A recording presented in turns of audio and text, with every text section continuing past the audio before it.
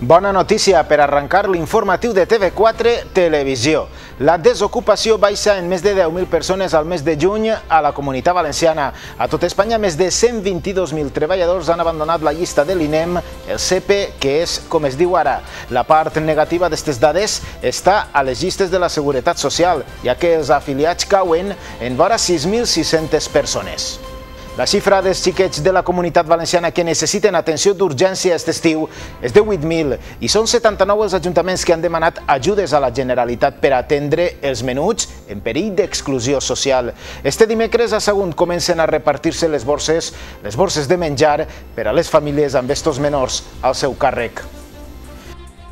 El fiscal demana doblar la pena de condena a l'expresident de la Diputació de Castelló del Partit Popular, Carlos Fabra, per la seva conducta dilatant i dilatòria, és a dir, per retardar, tant com va poder, els processos judicials contra ell. Les paraules de l'advocat de l'Estat contra Carlos Fabra han sigut que li reclama al Tribunal Suprem que no li doni premi al delinqüent més llest. Morella ha patit la primera d'una sèrie de tronades que agranarà la Comunitat Valenciana estos dies, pedregada inclosa. Així han quedat per uns moments els carrers de la capital dels ports. Els veïns de Morella han suportat una granissada que ha convertit en rius els preciosos empedregats de la ciutat amurallada. Dijous 3 de juliol. Posem els ulls en esta vesprada de dijous 3 de juliol. La plaça de la Mare de Déu de València segur estarà plena de gent demanant justícia. De nou investigació oberta i de nou emoció a flor de pell davant les reclamacions de l'Associació de Familiars de Víctimes del Metro.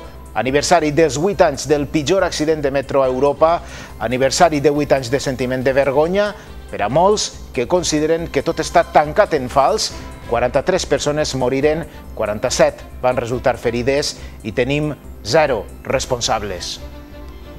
Anem amb els sumaris dels esports, de la mà del nostre col·laborador, Toni Galindo. Toni, protagonisme absolut del València, notícia d'última hora. Sí, efectivament, Frederic, avui els esports són monogràfics del València, perquè la notícia és que Juan Antonio Pizzi ha sigut destituït com a entrenador de l'equip de Mestalla.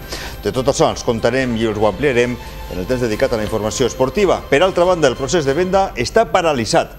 Aurelio Martínez, president de la Fundació, diu que tot es resoldria si Bankia li donara unes garanties a Peter Lim. En els esports els contarem de quines es tracta.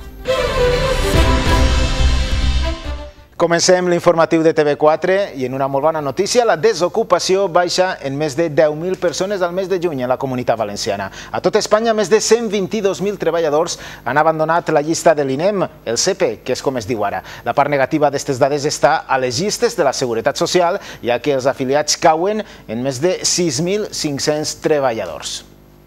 Segons les dades de l'atur enregistrades al mes de juny, Espanya comença l'estiu amb 122.684 parats menys, el seu segon major descens en este mes des de la sèrie històrica en 1996.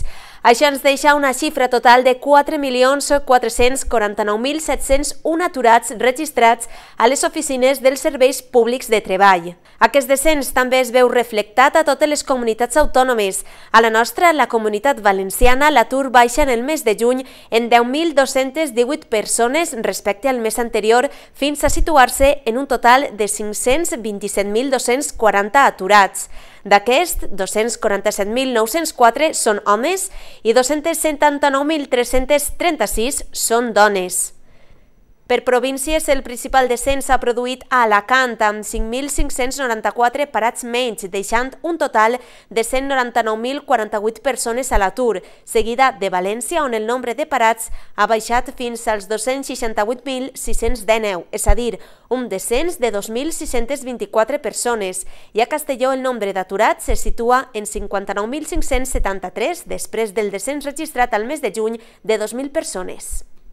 Les xifres de la desocupació, el número de parats, tant quan puja com quan baixa, són objecte de 1.001 valoracions. I com en els resultats de les eleccions, sembla que tots arrimen la paella al seu costat. Amb este tema es clava ara en camisa d'11 vares el company Joan Soler.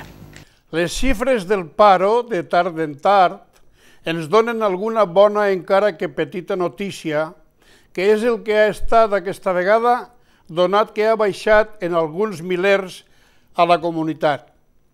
El que no ens agrada gens ni mica és que es faça un ús interessat segons d'on vinga l'aire.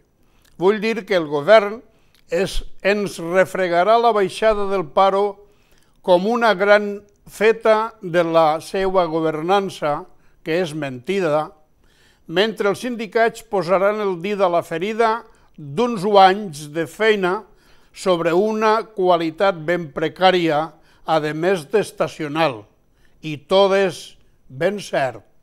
Tot això, molts milers de famílies han eixit de la misèria per quedar senzillament pobres. La xifra dels xiquets de la Comunitat Valenciana que necessiten atenció d'urgència aquest estiu és de 8.000 i són 79 els ajuntaments que han demanat ajudes a la Generalitat per atendre els menuts en perill d'exclusió social. Este dimecres a Sagunt comencen a repartir-se les borses de menjar per a les famílies amb menors al seu càrrec. El fiscal demana doblar la pena de la condena a l'expresident de la Diputació de Castelló pel Partit Popular, Carlos Fabra, per la seva conducta dilatant i dilatòria, és a dir, per retardar tant com va poder els processos judicials contra ell. Les paraules de l'advocat de l'Estat contra Carlos Fabra han sigut que li reclama al Tribunal Suprem que no li doni premi al delinqüent més llest. El fiscal ha demanat pujar de 4 a 8 anys de presó els imposats a l'expresident de la Diputació de Castelló i del Partit Popular Provincial. Carlos Fabra, condenat per frau fiscal, el representant del Ministeri Públic ha exposat com el condenat de l'Audiència de Castelló van tindre tota una estratègia per retardar durant 10 anys el juí pels delictes pels quals va ser condenat. El tancament de Canal 9 està clar que ha sigut una catàstrofe per al sector audiovisual de la Comunitat Valenciana. El buit que ha deixat la televisió pública dels valencians ha molestat i molt els ciutadans. És per això que les teles locals, com està, des de la que els parlem, són avui l'única alternativa per acostar-los a tots vostès les coses que passen al seu voltant. I si parlem de fer-ho en la nostra llengua, en valencià, som els únics que ho fem. Com que TV4 té esta voluntat, la nostra emissora s'ha integrat en la xarxa de televisions locals de la Comunitat Valenciana. Tot és poc per a que cada dia arribi a vostès la informació més pròxima. Els membres del grup TADI s'han reunit este matí en el Castell de Xàtiva per a l'ampliació de l'ENSA amb la incorporació d'un nou soci i la creació d'un informatiu comunitari que pretén omplir el buit deixat per Radiotelevisió Valenciana amb la seva extinció a finals de l'any passat. TADI va néixer en l'any 2006 i 7 varen ser les demarcacions que signaren l'acord. Anys després anaren incorporant-se altres i amb l'acord d'avui entra a formar part de TADI TV4 de Sagunt. Fa 8 anys ja es reunirem així també per assignar el que va ser el naixement de TADI i el que se pretenia avui era mantenir aquella voluntat, reivindicar aquesta unió, ampliar-la i simplement que siga un referent en el futur. TADI té molt que dir en la Comunitat Valenciana i suposa que des d'avui en avant això se farà veure. Vam fer en el mateix castell de Xàtiva la primera reunió i junta i confirmació d'adhesió. Des de tots fins ara ha hagut un caminar, unes voltes més accelerat i altres voltes més pausat. En aquests moments s'ha fet l'última reunió i on s'ha aproximat i s'ha unificat criteris per a rellançar el grup TADI. Aquella primera unió va aprofitar per a mantenir la independència de cadascú, però al mateix temps per a tractar els temes de radiodifusió a la Generalitat Valenciana i les empreses del sector. Avui en dia el grup TADI és més que això. Des de fa uns mesos els informatius de les diferents demarcacions estan incloent notícies de la resta de la Comunitat Valenciana per a cobrir l'absència informativa deixada pel tancament de Radiotelevisió Valenciana. Fruit d'este treball, prompte eixirà a la llum un informatiu paral·lel al confeccionat per cada cadena, amb notícies de tots els territoris de la Comunitat Valenciana, apropant així la veu de tots els ciutadans a la resta, difonent les festes, les tradicions, els successos, l'activitat econòmica i política, els esdeveniments esportius i tot això que siga d'interès per als 5 milions d'habitants de la Comunitat Valenciana. Els recursos que tenim nosaltres no els té ninguna cadena en aquests moments en Espanya perquè cada uno estem en la nostra demarcació i podem aportar aquest granet d'arena perquè al final el producte que isca en pantalla siga una recopilació de tota la Comunitat Valenciana que d'una altra forma no podria ser. Entre tots podem cobrir aquest buit que n'hi ha.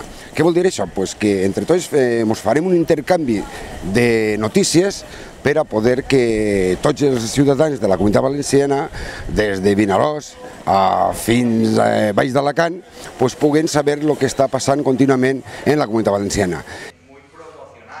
Compartir continguts i àrea d'influència permetrà també a les empreses tindre una xarxa perfecta per a la incorporació de la seva publicitat, arribant a territoris on abans ni es plantejaven per un preu competitiu i una qualitat excepcional. Per tot això, l'acord signat este matí al Castell de Xàtiva entre els membres del grup TADI és un pas més endavant cap a la col·laboració entre televisions comarcals i un pas més cap a un sistema on queden representats tots els ciutadans de la Comunitat Valenciana. Morella ha patit la primera d'una sèrie de tronades que agranarà la Comunitat Valenciana estos dies. Així veuen com han quedat per uns moments els carrers de la capital d'esports.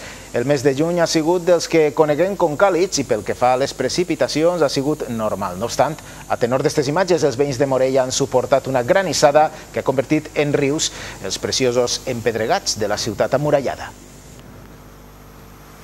Dijous 3 de juliol, posem els ulls en la vesprada de dijous 3 de juliol. La plaça de la Mare de Déu de València es tornarà a omplir de gent demanant justícia. De nou, investigació oberta i de nou, emoció a flor de pell davant les reclamacions de l'Associació de Familiars de Víctimes del Metro. Aniversari dels 8 anys del pitjor accident de metro a Europa. Aniversari de 8 anys de sentiment de vergonya per a molts que consideren que tot està tancat en fals, que molts han llevat la responsabilitat, se l'han llevat de damunt i que hi ha molta llum encara a posar en aquest dramàtic accident. 43 persones moriren, 47 van resultar ferides i de moment hi ha 0 responsables. Muchísimas gracias.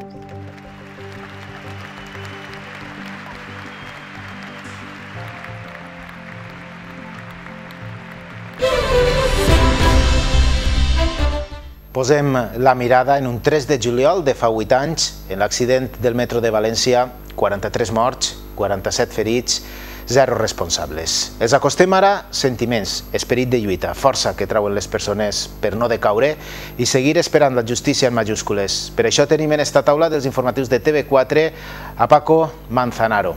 Paco, benvingut.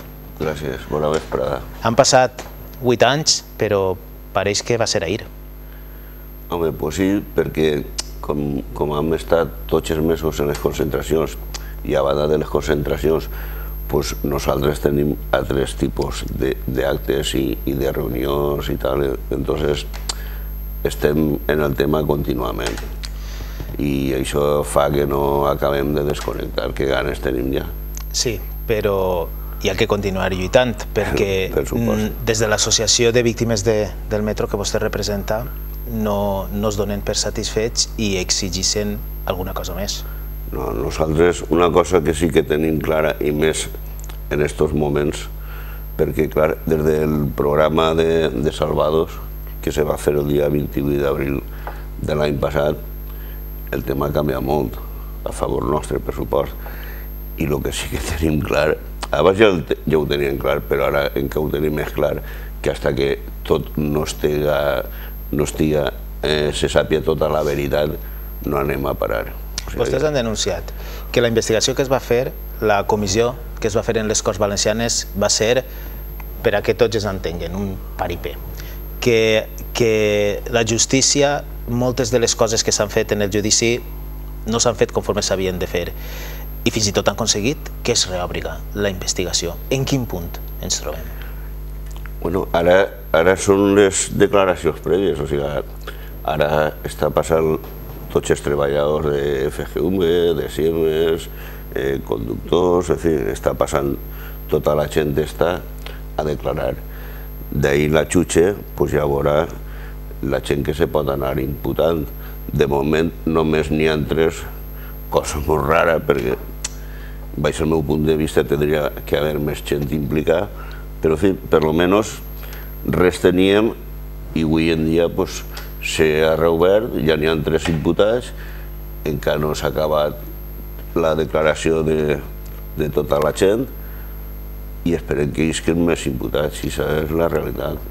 Vostè, quan veu per la televisió o si alguna volta va per València i té la casualitat de trobar-se en una persona com el president de la Generalitat, Francisco Camps, expresident de la Generalitat, vostè, que mai els ha rebut ni ha tingut ocasió de parlar en ells, què li diria? Home, el que li diria massa fort per dir-ho així. perquè a mi me pareix vergonyosa la seva actuació. Entenc que temps va tindre per a reunir-se amb nosaltres, perquè al fi i al cap no som ninguna gent violenta ni res, simplement el que volíem era que donara la cara, i abans d'anar que va ser capaç d'entrevistar-se amb nosaltres. Si jo fos president de la Generalitat, consideraria que un acte comís és de covardia. O sigui, el no voler reunir-se amb les víctimes del metro, per a mi, això és un acte de covardia. I este senyor abans n'ha anat que ha tingut la cara de reunir-se amb nosaltres. I jo vull que fem menció d'una altra personalitat, gran personalitat del Partit Popular, el president de les Corts, el senyor Juan Cotino. Hem de parlar d'ells perquè així som periodistes i hem de fer preguntes, i és molt dolorós veure el que es va veure, el que va veure tot Espanya per televisió, com contestava a un telèfon i presumptament es feia passar pel seu germà, la veu era molt pareguda, no ho sabrem mai. Siga com siga, li faig la mateixa pregunta, però li canvia el personatge. Si en comptes de trobar-se al senyor Camps es trobarà al senyor Cotino? Home, al senyor Cotino li diria jo moltes coses, perquè entre altres ell estava en ma casa. O sigui, una de les visites, de tantes visites que ell va fer als familiars de les víctimes, va ser a ma casa. Vingué ell i José Santiago Miquel, que entonces era del PP, encara no era concejal perquè l'accident va ser quan estava el PSOE encara en Torrent. Pues vingué Juan Cotino i José Santiago Miquel. Me quedaren abans, un dia o dos antes me quedaren, Paco, mira, volien veure com esteu, si vos podem ajudar en algo. I clar, en aquests moments, perquè això feia mes i mig o 2 mesos de l'accident, li van dir que bé, mai saps quin tipus d'ajuda te poden oferir. Però clar, ja entra, Juan Cotino ja entra dient que quan ocorreix una desgràcia d'estes, que la gent trata sempre de buscar algun culpable, que ell concretament en la seva família havia tingut un cas o dos d'accident. O sigui, que la gent tendim a buscar culpables. Després li vaig preguntar sobre el tema de la balisa. Li vaig dir, a veure, com és possible que els diners que s'han gastat en la visita del papa no n'hi hagueren 3.600 euros per a col·locar una balisa de seguretat, en la qual s'haguera evitat l'accident. I me va contestar que la visita del papa s'havia pagat en les motxilles i que venien. Ara ja sabem, bueno, sabem encara no, sabem part d'on han eixit els diners. O sigui, ja has començat per ahí. En fi, parlarem d'alguna cosa més, i ell sabia qui érem, sabia que el meu fill havia acabat la llicenciatura d'AD, o sigui, antes de vindre a casa, ells havien informat bé de qui érem, i mos oferí un lloc de treball. Volia comprar el seu silenci. Volia comprar el seu silenci. No, exactament no, ara te ho explicaré. Mos oferí un lloc de treball a l'administració, o en una empresa seva, o en una empresa de la seva família. I després és quan ens va dir, què aneu a fer en el tema penal? S'aneu a presentar o no? Jo li vaig dir, això és un tema que encara estem maurant i ja més avant, quan ho tindran clar, farem el que estigui oportuno. En ningú moment me digueren, si accepteu un lloc de treball, teniu que renunciar a això. Això en ningú moment me ho van dir, però clar, si una gent que suposadament ve a casa a donar-te apoyo i tal, i veus que a ells el que els importa és el tema penal, quin tipus d'ajuda és? Clar, quan se n'anaren, nosaltres, la família ho comentarem, estos a què han vengut així exactament? O sigui, estos han vengut a comprar-nos. Però això és un comentari que m'han fet nosaltres. i en el resto de famílies, més o menys, els tirs anaven per ahí. O sigui, no te diuen això a canvi de l'altre i tal, però els tirs anaven per ahí. De fet, als 3 o 4 dies, el que avui en dia és consellero de l'Ajuntament, José Santiago Miquel, me quedarà per telèfon. Si havien sospesat l'oferta i tal, i una altra vegada, què aneu a fer en el procediment penal? I és quan ja li va dir, mira, no me tornes a quedar per aquest tema, que nosaltres ja farem el que estimem oportú en el seu moment.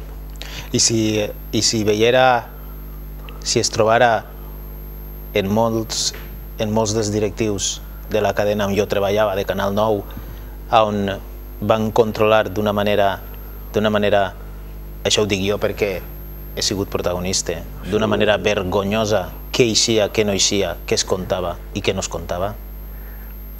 Home, jo entenc que en el seu lloc de treball té que cuidar-lo i més avui en dia conforme estan les circumstàncies. Però també entenc que quan tu és un professional i més un professional del periodisme, n'hi ha moments que se té que plantar i dir que no està d'acord en certes coses. Perquè jo he sigut directiu també d'una entitat bancària important i hi ha hagut moments que m'he plantat perquè estimava que tenia la meva raó. Entonces, si una persona que se suposa que està per a informar i està mirant tota la manipulació que hi ha hagut en Canal 9, té que arribar un moment de plantar-se. Però ell i molts empleats també. El que passa que, clar, com ahir n'hi havia molta gent que estava xuplant per enxufir-me, ja ho han vist. Al final, el Canal 9 se l'ha encarregat amb els treballadors i els mandos intermitjos i els jefes i tot, però se l'ha encarregat entre tots. Per consentir... Els treballadors han tingut que tragar unes determinades coses, però els treballadors de Canal 9, és que està entrevistant els de Canal 9, però els treballadors de Canal 9 no s'han emportat un duro d'aixòs 1.300 milions d'euros de dèficit que han dilapidat. Ja, però sí que estaven cobrant tots els mesos el seu jornal important, uns més que altres, arreglo el que marcaven els convenis col·lectius, com a qualsevol empresa. Però jo vull parlar del metro. Jo vull parlar del metro i vull parlar de tot allò que s'ha fet mal en la investigació. Tot. Des de com una caixa negra, una caixa on té que estar tot enregistrat, es borra. De com unes persones que són tècnics o que van a una comissió a declarar i declaren allò que es diuen que han de declarar, ni una coma més, i es prohibeixen les paraules que no poden dir. Tot això per què? Des del primer moment, les primeres notícies que se van donar, i tu entonces estaves en Canal 9, era que el tren era un excés de velocitat i que el culpable era el conductor. I aquesta era la notícia important que volien transmitir a la gent, no la veritat. I que es repetia una i altra volta. Constantment. Al poc de temps va ser la famosa comissió d'investigació, que això no va ser ninguna comissió d'investigació, això va ser una manipulació total des del moment en què se contrata una empresa, JM Sánchez, que ens costa a tots els valencians, perquè aquest informe se paguen els diners de tots els valencians, ens costa 600.000 euros, en el qual n'hi havia 62 preguntes en les seues corresponents respostes de lo que tenien que dir. O sigui, no és que estaven les preguntes que es podien fer els altres partits polítics, és que tenien la pregunta i la resposta correcta. El que no era correcte i tal. Entonces, això no és una investigació. I han declarat els tècnics que una caixa on s'enregistra el que està passant en un trajecte no es pot borrar si ningú la borra. Sí, i això és una altra. Des del principi se deia que al descarregar els datos de la caixa negra s'havien borrat tots. Ara hem sabut, per Siemens crec que és l'empresa que proporcionava les caixes negres, ara hem sabut que si no és fet a posta, la caixa negra no esborra. Per què esborrar? Pues perquè no interessava la informació que hi havia. El mateix que perquè s'han perdut els 3 llibres físics més 2 informatitzats de les revisions d'IC3, perquè s'han perdut. Això és impossible que se perdi, per molt que diguin. Doncs perquè no interessava la informació. Clar, després de 8 anys t'has enterat de moltes coses. T'has enterat de que no n'hi havia suficient material per a fer les revisions en condicions. T'has enterat de que aquest tren havia tingut diverses passades de frenada, crec que són 28. T'has enterat que també n'hi havia acceleracions que no eren normals en aquest tren. T'has enterat de que canviaren els cristalls i ficaren uns altres que no estaven homologats. Motiu perquè n'hi hagueren tants morts. Perquè el problema que n'hi hagué ahí és que al volcar el tren els cristalls van eixir completament. I clar, la gent va eixir per les finestres. I el tren com si foren guillotines. Es va desfer a tots. No guillotines, no. Primer arrastrats i els vagons de darrere es acaba de rematar. O sigui, que tota aquesta sèrie de circumstàncies ja s'han ocupat de fer desaparèixer totes les proves. I com pot ser que en qualsevol lloc d'Europa una persona o un càrrec alemà pillen que va copiar una assignatura o no sé què i tinga que dimitir? I així el senyor Juan Cotino o el senyor Camps, el senyor Camps va dimitir per 4 tratges, encara que pareixca una broma, no és per fer broma, i el senyor Cotino, ara estos dies estem sentint determinades gravacions de la policia, gravacions fetes per la policia que l'impliquen directament la seva família, el seu nebot, en determinats tràfics, presumptament tràfics d'influència. Com pot ser que així ningú dimitisca? Així no dimitir ningú, o sigui, és vergonyós el que està ocorrent en Espanya, perquè, i dins d'Espanya, la Comunitat Valenciana se diu la palma, perquè estem ficats en tots els casos de corrupció, estem ficats. I en canvi te veus els polítics que continuen ahí en els seus llocs. Això ho tenim que tallar. Senyor Manzanero, moltíssimes gràcies per estar en els estudis així, en els informatius de TV4. Així t'és a casa per a vindre quan vulgui i espere que torne per a contar-nos i donar-nos una bona notícia de que s'ha fet justícia. Esperem que sí, perquè ganes tenim. Moltes gràcies. Ja vostès ja ho saben. Ja vostès ja ho saben, cada dia, així en TV4, un personatge, una persona que tinga que contar-los coses que potser no sabien, potser sí, però que de segur els interessa i molt. Hora ja d'anar en les notícies dels esports amb el col·laborador Toni Galindo. Toni, parlem del València, sembla que hi ha per ahí una persona que ja no està. Efectivament, la notícia s'esperava Frederic i finalment ha arribat. Juan Antonio Pizzi ja no és entrenador del València. Ixa és la notícia. Dilluns torna la plantilla al treball i ho farà sense la presència de l'argentí que cobrarà, això sí, un finiquito d'1,5 milions d'euros. Peter Lim arriba en cas que arribi amb Nuno Espíritu Santo com a tècnic de confiança. I diem si arriba Peter Lim perquè la cosa no està gens clara. Els 22 patrons de la Fundació del València es van reunir. El president Aurelio Martínez, en roda de premsa, confirma que fa 2 setmanes el procés de venda se n'havia anat per l'aire, en bona part per l'anunci de demanda de Newcobalt. A pesar de que ya Peter Lim en su momento había dado el visto bueno al contrato que habíamos acordado, el sábado no, el anterior, entiende que pues todas las cosas que están concurriendo indican que hay un clima de rechazo de su oferta y entonces pues decididamente el hombre piensa que no es su oferta bien recibida y que se quiere marchar y nos lo hace explícito. Després d'això, el dia 23 de juny, el president del València, Amadeo Salvo, se n'anà a Singapur per a reconduir les coses.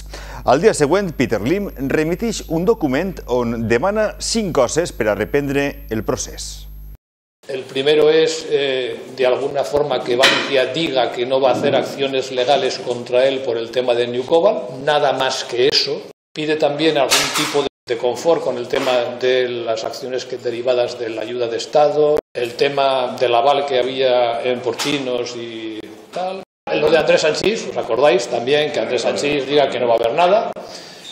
Y el tema de los compromisos que había con el ayuntamiento en la parcela. y fundamentalmente el que más le preocupa por las implicaciones económicas que pudiera tener la parte derivada de New Cobalt. Han pasado 7 días y Bankia no le ha dirigido 2 líneas a Peter Lim, no ha llegado nada, deben andar molt de secretàries. Aurelio Martínez continuava la seva explicació i la pregunta que es fa al valencianisme de manera urgent és quina és la situació ara mateix. Que tenemos un papel que no es un contrato. Por eso cuando ayer alguno me decíais, ¿tenéis el contrato? No, porque no lo podemos utilizar para nada. Expresamente nos indican que hasta que no se resuelvan las 4 cosas yo no puedo convocar el patronato, por lo tanto no tengo contrato. Y es más, si esa exigencia de Peter Lim, que son las 2 líneas diciendo que no va a hacer acciones legales, no llegan, no habrá contrato.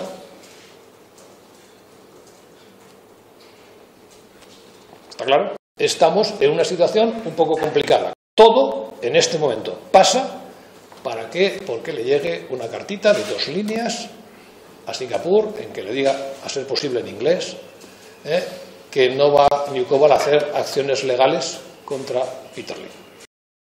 Aurelio Martínez li tirava les culpes a Bankia, però també ho feia el president Amadeo Salvo. Presidente, ¿podemos decir que está al 50% más o menos? Estamos diciendo que Bankia sigue bloqueando otra vez todo. ¿Pero usted es optimista? Yo siempre soy optimista. Acabem així la informació esportiva, això sí dir que agraïm la sessió de les imatges que acabem de veure a la web Diari de Mestalla. Frederic, el futur del València està penjant un fil, esperem que tot s'arregle. Esperem que s'arregle. Anem ja en la previsió de l'oratge. Dimecres 2 de juliol, dimecres de tronades i pluges a les comarques de Castelló i de València. Temperatures màximes de 26 graus a Vinaròs, 26 a Vila-real i Castelló i 27 a Sagunt i a València. Dijous 3 de juliol, núvols per les províncies de Castelló i València, alguns llamps, veurem també, i temperatures màximes de 25 graus a Vinaròs, 25 a Vila-real i Castelló i 26 a Sagunt i a València. Acabem. Gràcies per la seva companyia. Ja saben que ens poden seguir al Twitter en @tv_4 i si volen, a través del Facebook, ens troben en la pàgina TV4 Televisió. Avui volem acomiadar-nos de tots vostès amb un crit de justícia, amb un crit per la justícia, amb imatges que mai hem d'oblidar, perquè hi ha episodis a les nostres vides que mai més han de passar. Posem la mirada en un 3 de juliol de fa 8 anys, en l'accident del metro de València, 43 morts, 47 ferits, 0 responsables. Que ho passen bé, siguin feliços. València consternada, vestida de dol, ciutat en penombra, sinistre juliol, crespons i banderes, silenci sepulcral, semblants d'impotència que mai no podrem oblidar.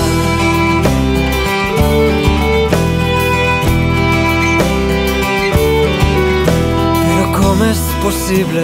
Com ha pogut passar? La gent es pregunta i ningú vol parlar. Prou de comèdies, volem la veritat.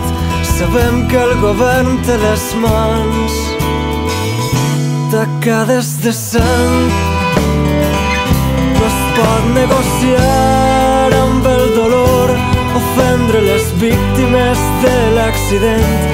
Sense pietat, sense compassió, aquesta és la gota que fa vessar el got.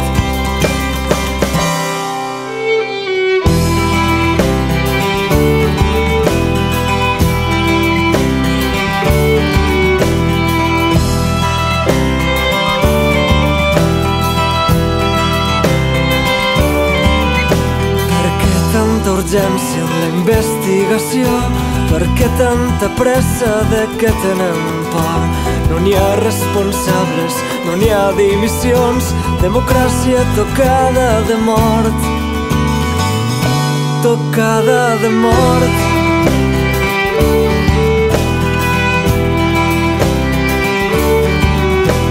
València consternada, vestida de dol, ciutat en penombra, sinistre juliol, crespons i banderes, silenci sepulcral, semblants d'impotència que mai no podrem oblidar.